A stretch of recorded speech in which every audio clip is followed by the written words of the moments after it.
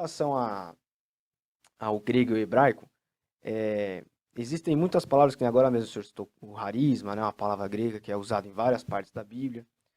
Como que o senhor enxerga assim a necessidade do pregador em conhecer o grego e o hebraico para que ele faça uma interpretação correta do texto e entenda o que aquele texto ali quer dizer exatamente? Que a gente vê muita confusão nessa É, área, né? eu costumo falar para os alunos assim, nós temos boas traduções, principalmente as mais antigas mesmo, né? A revista corrigida. Eu só uso revista corrigida, Uhum. uso a quarta edição porque algumas palavras ali precisavam realmente ser atualizadas. Não penso que precise de novas versões, a não ser que elas tragam alguma coisa de importante que as outras não têm, né? A, as traduções mais antigas, um pastor se vira muito bem com é, uma tradução da Bíblia, porque são boas traduções. Não tem nada de muito errado, né? Tradução é tradução. A gente tem dúvida. Eu acho engraçado às vezes o cara falar, eu olhei 10 traduções diferentes. Você não fez nada. Se você não tem o texto original para comparar qual é a melhor, Uhum. como é que você vai saber? Né? É igual, se você quer saber se uma régua tem 30 centímetros, de repente você comprou na loja de 99, veio lá da China, tem 28,5. O cara faz lá, não teve preocupação em ajustar. Eu quero saber se isso tem 30 centímetros. Onde você vai? Você vai lá no Imetro. Olha, eu tô achando que essa. Ou vai no Código de Defesa do Consumidor, lá no órgão. Olha, eu tô achando que tá falsificado essa régua aqui, que não tem 30 centímetros. Eu vou comprar mais em 10 lojas e vou comparar 10 réguas. Você está tendo o mesmo problema. Uhum. Se você não tem um padrão para comparar, você vai ter mais 10 problemas, porque você não sabe qual que é a certa. Como que você vai comparar? Você vai lá no Inmetro, vai ter lá instrumentos muito precisos, vai ter um padrão de que é um metro, Uhum. né? Porque quando chega no nível de milímetro e pode variar. Então o metro vai falar. Dizem até que tem na Inglaterra lá o metro mesmo, original, né? Então isso é um metro, isso é 30 centímetros. Então eu vou aferir que aquela régua é boa ou não, comparando com o padrão original. Não tem como fugir disso.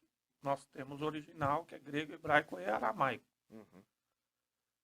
As traduções, elas são boas, elas dão conta dessa necessidade de um pastor que vai pregar. O Karl Larker escreve um livro, Prega a Palavra. Ele ensina você a fazer uma pregação, ele chama de expositiva, eu não chamaria, mas vamos dizer que vamos chamar de pregação expositiva. Posso falar um pouco disso também. O pessoal fala muito pregação expositiva, mas ninguém faz.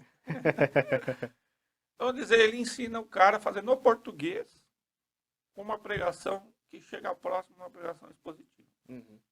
Fala, se souber grego e hebraico, você faz melhor. Mas sem saber, você consegue fazer uma pregação expositiva é, com a versão em português. Então, é um exemplo. Ele fala, ó, é possível. Ninguém está exigindo. Talvez eu tivesse esse sonho quando eu comecei a dar aula de línguas, que as pessoas gostariam do hebraico e do grego. Né? Hoje eu já sei que alguns vão gostar, mas alguns vão passar por aquela disciplina. Como alguns vão gostar de homilética, mais do que de hermenêutica, e vão gostar mais de história do que mais de filosofia. Né? Uhum. Nós não temos que obrigar as pessoas a se adequarem ao nosso ramo de aprofundamento, né? Aquilo que nós gostamos muito não tem que ser o que todo mundo gosta. Então isso tem que deixar bem claro. Uhum. Eu dou aula de hebraico, de grego, na área, mas eu não tenho a ilusão de que as pessoas vão se apaixonar. Eu tenho que fazer com que elas se apaixonem, alguns se apaixonam. Mas eu não penso que eles têm que se apaixonar. E não penso que o pastor lá da igreja, XYZ, ele tem obrigação de pegar lá o texto grego e hebraico. Se fizesse isso, acabava com a igreja, né? Quase ninguém ia conseguir. Então, o que a gente diz é que existem níveis de aprofundamento dentro das necessidades. Uhum. O Osborne, no livro Espiral Hermenêutica, ele coloca lá, olha, lá na introdução do livro, ele diz, é possível ser abençoado no nível mais fundamental do estudo bíblico? Claro. Mas ele fala, mas se você pode se aprofundar e encontrar riquezas ainda maiores, por que não fazer? É o que ele coloca. É possível? Claro que é possível. Tem milhares de pastores pregando aí que nunca fizeram nem teologia. E a igreja é muito abençoada. Né? Em vários, a palavra é abençoada. Né? E aí que eu estava falando na questão da academia e a igreja. A gente tem que saber, como teólogo também, separar isso. Uhum. Por exemplo, eu sento lá para ouvir pessoas que pregam na minha igreja. Eu permito que muitas pessoas preguem lá. Alguns, quando começaram a pregar, eles nem tinham seminário. Mas eram pessoas espirituais, têm um caráter, a gente conhece a vida deles. E não tem problema nenhum, não tem ciúme de púlpito. E eles pregam lá. Quando eu falo isso, os alunos se assustam. Eu falo, Paulo, vai lá pregar na minha igreja. Você é louco? O senhor vai ficar lá vendo que eu não vou? Quase ninguém vai. O cara acha que vai ser avaliado, Eu né? acho que eu vou ficar avaliando ele. Eu sento para ouvir a palavra. Uhum. E eu vejo pessoas que nem têm um aprofundamento teológico. Assim, hoje eles fizeram lá um seminário. Mas é claro, não estudaram grego e hebraico. Mas o cara tem um insight no texto. Fala, meu, que brilhante. Uhum. Né? A gente, como teólogo, também precisa parar de ser muito elitista nesse ponto. Achar que porque alguém não estudou o que a gente estudou, ele não vai conseguir. Eu já vi, teve até uma polêmica há um tempo aí, um reformado, falou, não, você tem que ver se Calvino já falou isso, se ninguém, você tem que ver que ninguém falou. A Bíblia é a palavra de Deus. Uhum. O Espírito Santo está em toda a igreja. Né? Ele dá essa iluminação, não é só para Calvino e Lutero, não, é para qualquer membro da igreja. Então eu sinto com maior alegria, falo para essas pessoas na igreja, para ouvi-los pregar, e sou muito abençoado. Eles não citaram nada de hebraico, eles não foram no texto original. Estudaram muito o texto. Uhum. Mas algumas percepções, eu anoto. Porque é muito legal isso aí. Às vezes você está dando aula lá na igreja, uma irmãzinha falou, pastor, mas eu li aqui, nesse texto. Realmente, irmã, olha, eu não tinha percebido isso não. É uma palavrinha que a pessoa viu. Parar de ser muito, né? Soberbo em achar que você estudou as línguas e tal, e ninguém pode viver sem isso. Tá? O primeiro ponto é esse, olha. A igreja tem vários níveis de exigência. O seminário, ele traz muito mais do que só o ambiente da igreja. Uhum. Né? Se é assim, é um curso só para preparar alguém para ser pastor, menos até que o nosso médio de teologia seria suficiente. A gente tem exigência lá, tem que ter médio, bacharel para ser pastor. Uhum. Mas vamos, em termos práticos, você podia enxugar um monte de coisa. Daria uma hermenêutica básica, uma homilética básica, introduções básicas. Porque para ser o pastor, se ele for um cara que tem uma visão, saber delegar, né, ele vai conseguir muito bem, né, fazer o trabalho pastoral, aconselhamento, muito importante, né, matérias pastorais mesmo. Só que o nosso seminário não pensa só nisso, né, como a maioria dos seminários não pensa que o cara vai ser só um pastor, não é que é denegrindo ser só um pastor. Estou dizendo assim, algumas pessoas vão ser pastores, eles não vão se envolver com a academia. E eles vão ter ali uma atuação bem específica. Ou missionário. Por exemplo, nosso curso não é um curso para missionários. Nosso curso não é um curso para pastores. Também não é um curso para teólogos, para escritores. Ele abrange várias áreas. O camarada entra lá, um vai ser pastor, outro vai ser escritor, outro vai ser missionário. Se a gente está pensando em coisas específicas, então tem uma formação específica para pastores, né? A gente faz um enxugamento e teria uma visão mais. A gente já até pensou nisso, em focar, de repente, o primeiro ano ser comum, o segundo e o terceiro. Já temos a proposta para missões. Uhum. Sentei com o pessoal da convenção, o pescador está ajudando aí. Fazer um curso de bacharel focado em missões. Então lá algumas matérias vão ser comuns e outras já específicas. Uhum. Segundo, terceiro ano, já matérias específicas para missões. Então isso que a gente quer que as pessoas da igreja entendam, mas também quer que a gente quer entender a igreja e quer que as pessoas também nos entendam. Então vamos pensar, ó, o cara precisa ser um profundo conhecedor do grego e hebraico para pregar? Não. Ninguém nunca disse isso. A gente nem ensina isso. Ele se vira muito bem. Né? E quando ele tiver alguma dificuldade, chame alguém que tenha aquela capacidade para resolver esse problema. Uhum. Eu já fui em uma igreja, uma Assembleia de Deus em Jundiapeba, que o camarada falou, pelo amor de Deus, estou te pedindo, pelo amor de Deus, vem aqui. Porque tem um pessoal aí falando sobre esse negócio do nome de Deus, a pronúncia deve estar acabando com a igreja. Pelo amor de Jesus Cristo, vem explicar esse negócio aqui. Fui lá, expliquei. E mesmo para fazer isso, falou, olha, se eu explicar para vocês aqui o que é isso aqui, vocês não vão nem entender, porque eu tenho que escrever em hebraico, falar de vogal, texto massorético, crítica textual. Então, assim, ó, vou ser claro com vocês. Primeiro, ouça o seu pastor. Porque ele é o pastor da igreja. Não ouça as pessoas de fora que vêm trazer coisa que pegou na internet. Vocês já estão errados como igreja. Ó, as ovelhas ouvem a minha voz, diz o pastor Jesus. E o pastor é colocado na igreja para guiar a igreja. Ouça o seu pastor. Você não tem que me ouvir como teólogo. Só que eu vou resolver. Primeiro é isso. Mas vou explicar. Expliquei. Depois, no final, veio lá os camaradas. Ah, porque a gente estudou onde?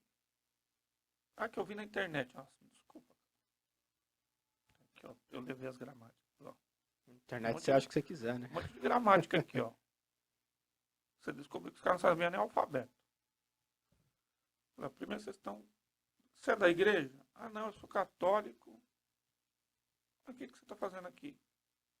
Ah, porque eu quis esclarecer. Você não está esclarecendo nada. Você não sabe nem hebraico. Então, na internet tem coisa maravilhosa, mas não se forma em hebraico na internet. Sozinho, sem consultar. Você tem que ter alguém para te ensinar.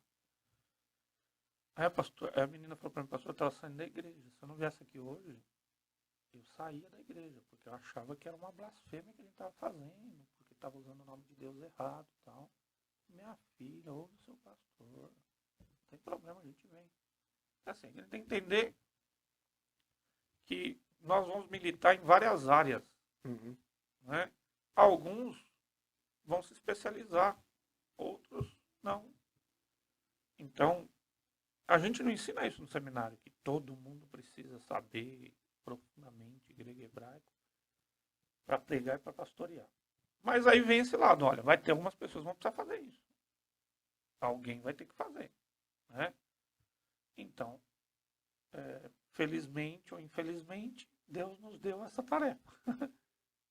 Nós estamos aí para ajudar a igreja. Porque vai ter momentos que o pastor vai, olha, eu vi aí na internet, em outro lugar, tem mesmo na minha igreja, falando que essa palavra está errada. Aí ele consulta, chama a gente, chama outros grandes. Nós temos no Brasil grandes estudiosos aí de grego e hebraico, em vários lugares. Você vai chamar.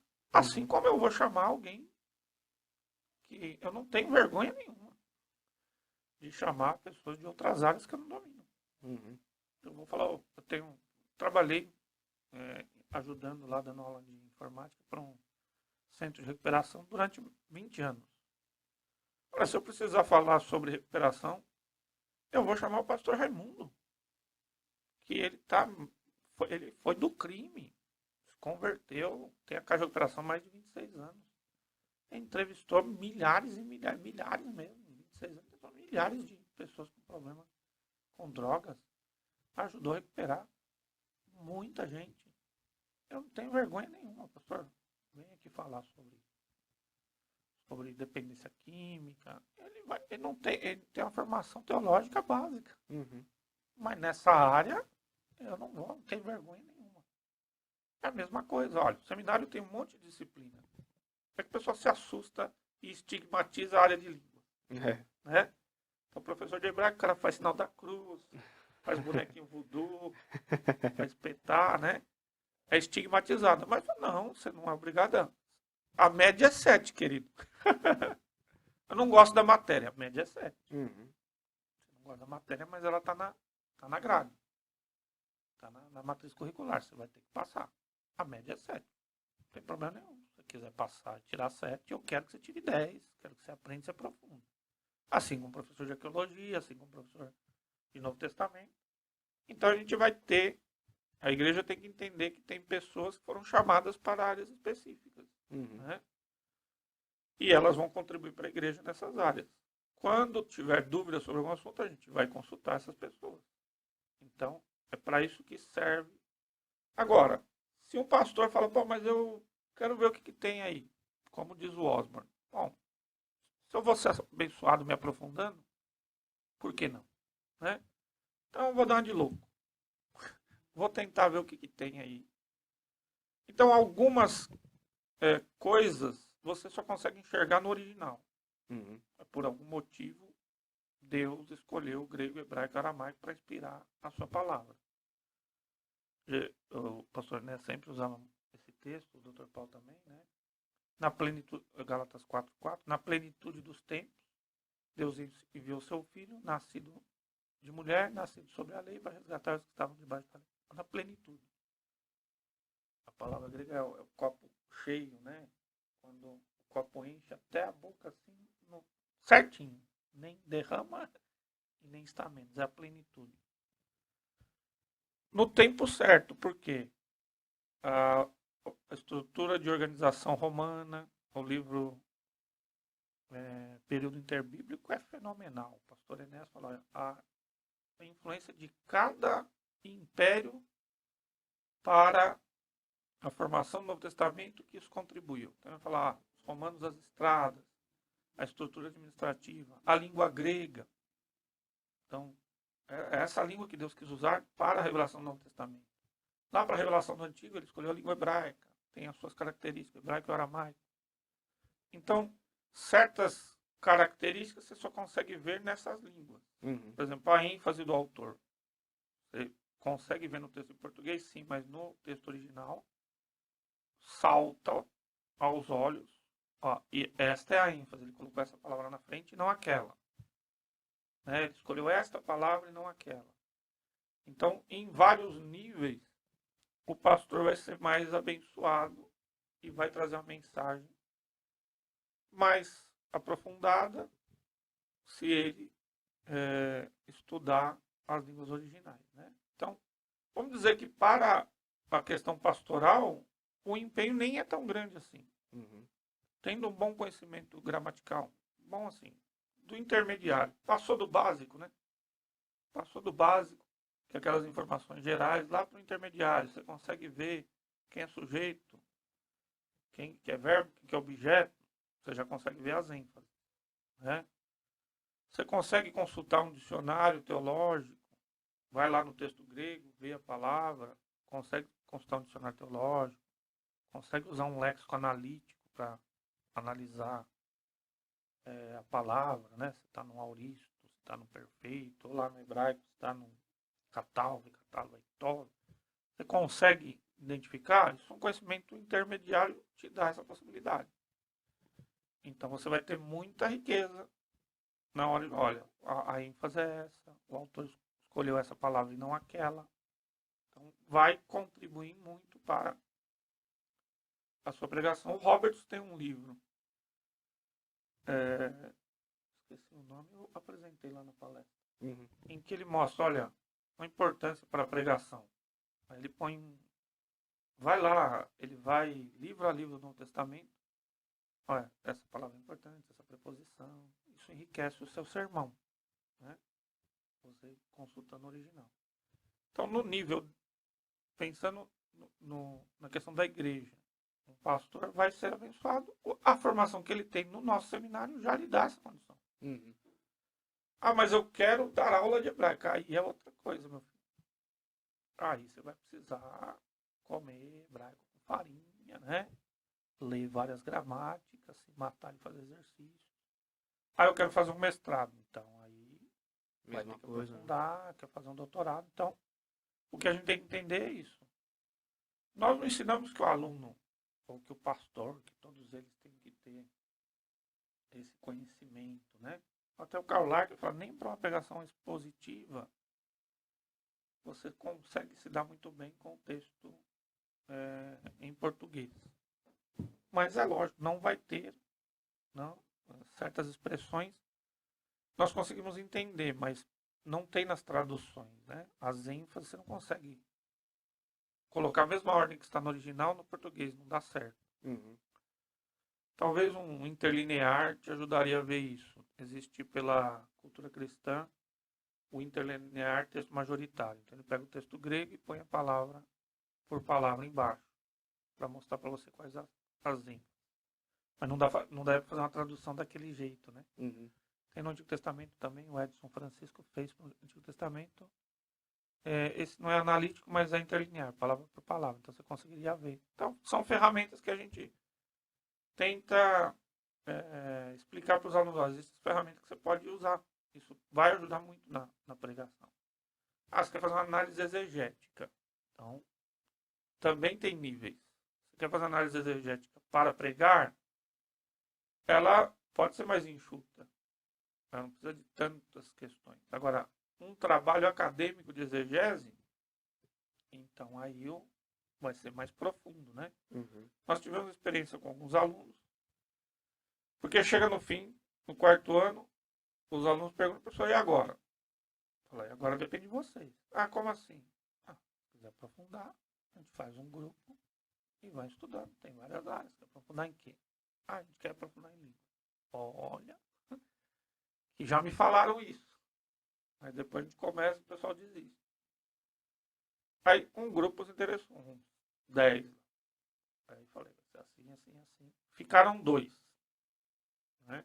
Depois de uns 2, 3 meses, ficaram 2. Esses 2, falei, então vocês vão fazer um trabalho de exegese. Vão pegar alguns textos, perícope, vocês vão fazer um trabalho. Hoje são os nossos professores lá, o Sidney e a Natália. Uhum. Ficamos 2 anos, uma aqui, corrige ali, entregaram o trabalho. Um fez, a Natália, 100 páginas de análise exegética de Gênesis 6. Depois fez também no Novo Testamento. Sidney também fez lá 30, 40 páginas, um trecho pequenininho. Um trecho pequeno, o cara escreveu um livro, né? Uhum. Então, tem níveis de conhecimento e a gente entende. Deus escolheu cada pessoa dentro de uma área. E a gente vai passando bastão nessas áreas. O pastor Enéas fez isso com o Novo Testamento. Passou bastão para o Jair. Né? Hoje, no nosso seminário, por exemplo, a gente tem professores que conseguem dar aula de grego e hebraico. Você fala para o cara dar aula de grego, ele dá. Você fala dar aula de hebraico, ele dá. Uhum. Então, a gente está passando bastão também. O Perim, o próprio Cine, a Natália. Fala, dá aula de hebraico? Dá. Dá aula de grego? Dá. Vai ter lá, pesquisar, vai ter que... Mas dá conta. Então a gente tem essa tradição que a gente recebeu. O pastor Inés, o doutor Paulo, olha, tem que passar o bastão para alguém. Mas todo mundo vai dar aula? Não, isso não é lugar nenhum. A gente entende que é assim. Claro, se o pastor... o pessoal fala muito de pregação expositiva. Todo mundo fala de pregação expositiva, ninguém faz, né? Porque uma pregação expositiva mesmo, o cara teria que ir no original e fazer essa peneirada. E não essa exegese que o pessoal fala também. Porque o pessoal, o que se chama exegese? Pega uma palavrinha e fica falando daquela palavra. Isso não é exegese, isso é estudo de vocábulo. Uhum. E mesmo para o estudo de vocábulo, tem que ter um conhecimento muito amplo. O cara às vezes pega lá um comentário que fez um comentário da palavra. O exemplo é agape, né? Só fala até agape, mas é agape. Uhum. O amor de Deus não tem nada a ver. Né? Fazer análise, vai ver que não é só essa palavra usada para o amor de Deus. Ou o cara fala que dinamis, né? O cara fala dunamis. O dinamis. É dinamite, mas é anacronismo. Não existia dinamite no primeiro século. Né? Exatamente. Então, o que se tem, que o pessoal fala, não é para estudar, mas gosta de ficar falando no púlpito, né? Aí fala essas besteiras. Ou põe nome de grupo, né? Aí o cara, ele fala que é pregação expositiva porque ele pegou uma palavra num comentário bíblico e nós temos excelentes comentários. Mas veja, mesmo comentário que tem 2 volumes, tem os comentários da cultura cristã, 2 volumes de Mateus, uma perícope deu 100 páginas. Se eu fosse pegar todas as perícopes de Mateus e fazer um comentário da enciclopédia de, sei lá, uns 30 exemplares. Então a exegese é muito mais profunda e tem vários níveis. Né? Então, para fazer uma pregação expositiva, você precisaria ter um conhecimento intermediário, que é já passando do básico para um conhecimento de sintaxe. Então a gente ensina a análise exegética, você faz uma análise léxica, que seria essa de palavra. Aí depois você faz a análise sintática, essa palavra como ela está funcionando na sentença. Faz uma análise contextual, que é o contexto imediato, os versículos que estão antes e depois ali. Uma análise histórica, um vídeo histórico lá, um contexto histórico. Uma análise literária, como o autor trabalha as questões literárias do texto. Há uma análise analógica, compara outros textos que estão falando sobre aquele mesmo assunto. Uma análise teológica, tem ensinos teológicos, para depois ir para a aplicação prática, que é o sermão. Então, uma exegese bem feita vai demorar umas 30 horas aí para você se dedicaria para preparar um sermão. É o que o Osborne mais ou menos fala no livro Inspirar Hermenêutica. Falar aos meus alunos no curso, ele dá um curso lá de hermenêutica, mas que é mais exegese. Fala, depois de aprendidos os recursos aqui, o cara demora umas 30 horas. E ele fala, depois de muita prática, você fará isso em 15 horas, 10 horas. Então, seria uma pregação expositiva. A gente tem o problema seguinte, o pastor não é só pastor, né? O pastor é engenheiro, o pastor mexe com informática, porque poucas denominações também têm uma visão pastoral sadia, em termos de sustentar um pastor mesmo e a sua família. Então, a média salarial pastoral, você não consegue ser teólogo só porque também você não consegue receber. Não tem campo, Você não consegue ser só pastor porque você precisa fazer tenda, como diz, né? Então isso atrapalha muito em todas as áreas. Então a gente entende isso. Como é que um pastor vai dedicar 30 horas na semana para preparar um sermão? Né? Como é que um pastor vai se dedicar a aprender os originais? Ele vai ter essa dificuldade. Então, vamos trabalhando com o que tem. Mas você tem ferramentas? Tem software, você tem. Quando a gente estudava, tinha uma gramática ou 2 de grego e hebraico e 1 ou 2 dicionários. Você tem infinidade de ferramentas. É mais preguiça mesmo, né? Camarada não quer. Tem até aplicativo em celular, tem aplicativo Bem interlinear, fácil. você clica, aparece a palavra. Né? Tem software em português, gratuito. Você baixa lá, clica, aparece a palavra. Aparece a análise da palavra. Isso agiliza muito, porque essa parte léxica, sintática, mais léxica, né? Que é muito trabalhosa, ela agiliza. Porque você não precisa mais ficar. Na minha época, você tinha que decorar os paradigmas e tentar fazer a análise na unha, né? Então tem ferramenta, isso enriquece muito. E na dúvida, vai ter que consultar original. Não adianta consultar 10 versões. São 10 réguas e você não sabe qual que está com problema. Você não tem um padrão para analisar. Na dúvida, vai para o original. E para ver as ênfases, algumas características que não tem no português, né? Você tem que ir no original. E vai enriquecer muito. Mas também é aquilo que a gente falou. Você vai pegar isso aí, também não vai vomitar na igreja. Ninguém aguenta. Porque dessa parte toda que você fez, para a pregação você vai adaptar e o que você vai usar e o que você não vai usar. Outras coisas você vai usar para escrever um artigo científico, para fazer uma dissertação, uma tese. para fazer uma análise mais profunda de um vocábulo, né? Então, as línguas originais são indispensáveis. As cargas horárias dessas línguas fora do Brasil são muito maiores, né? Exige mais. Esse amigo meu chegou lá na Alemanha, teve que fazer uma prova de hebraico para ser pastor e entrar na convenção lá, né? Caramba. E foi meu aluno, né? Falou, ó, consegui e tal. Você me ensinou umas coisas, foi útil aqui. Tive que malhar mais. A gente se encontra online uma vez por semana aí, vou ensinando outras coisas para ele. Mas há uma exigência, né? Uhum. Essa ligação do pastor, que eu falei na palestra do Robert. Robertson lutou sempre, um batista também, sempre lutou muito por isso. Olha, não pode distanciar a academia da igreja. Você tem que fazer essa adaptação. Mas o pastor tem que estar ligado à academia e tem que estar ligado à igreja também. E as línguas vão... É a grande dificuldade para os alunos, né? É muito estigmatizado, às vezes mais psicológico. Eu tinha um aluno no outro seminário que falava japonês e escrevia em japonês. O professor hebraico é muito difícil, mas você está de brincadeira comigo. Caramba. No japonês você tem 3 sistemas, hiragana, katakana e kanji. Para mim é impossível escrever.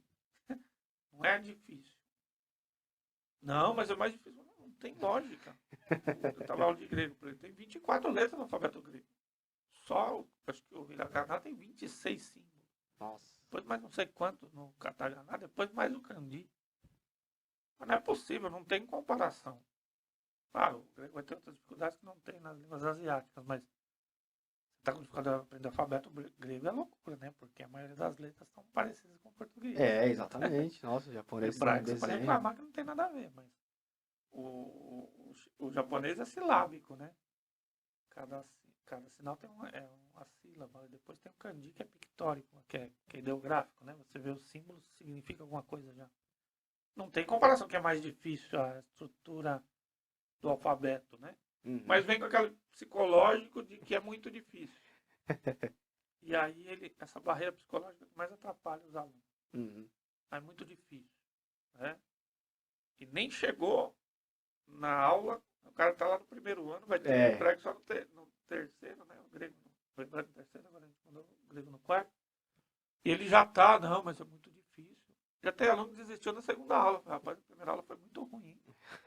Ela já desistiu na segunda, né? Mas ela só introdutória, né? Eu acho muita barreira psicológica, né? Uhum. E já ouvi até já ouvi lá no maquinário, para que precisa disso? Já não tem as traduções? Então, fica tranquilo, a hora que você tiver dúvida na tradução, você vai fazer o quê? Né? E não querer comparar a tradução com o texto original, porque são línguas diferentes, né? Uhum. Quem aprende inglês já sabe isso. Tem certas expressões em inglês que a gente consegue traduzir, né? E Uhum. vice-versa. Expressões em português você não consegue traduzir. Imagina uma língua antiga, muito diferente, com características diferentes. Mas a gente não, nem exige, nem imagina, e nem acha que todo mundo vai morrer de amores, né? Mas uma hora pode ser que você precise chamar alguém. E vai ter que ter alguém que se especialize. Como a gente também chama alguém, né? Teve um pastor na convenção, fui na igreja dele e falei, rapaz, você tem uma igreja maravilhosa aqui. Tem assim, uma comunhão com os irmãos muito bonita, né? Admirável. Você tem que ensinar pra gente, né? O que você faz aqui, né? Porque foi muito legal mesmo. A igreja. Então, Taubaté, esqueci o nome do pastor. Tem um nome diferente. Acho que é Iris, né? Um amigo nosso lá, foi nosso aluno. A sua igreja é muito boa, assim, como é que você tem a sua igreja muito boa. Você tem que ensinar, né? A gente tem muita gente boa em várias áreas. Mas a gente não exige que cada um tenha a mesma especialização. Agora, eu fui para esse caminho, né? E é lógico que eu vou convidar quem quiser vir, né? Uhum. E quem quiser vir, a gente não esconde informação, vai ter nosso apoio. E nós vamos trabalhar nessa área. A gente quer deixar também. O pastor Ernesto deixou um legado no Novo Testamento, período interbíblico, em arqueologia, né? E nós estamos tentando deixar em outras áreas. Né?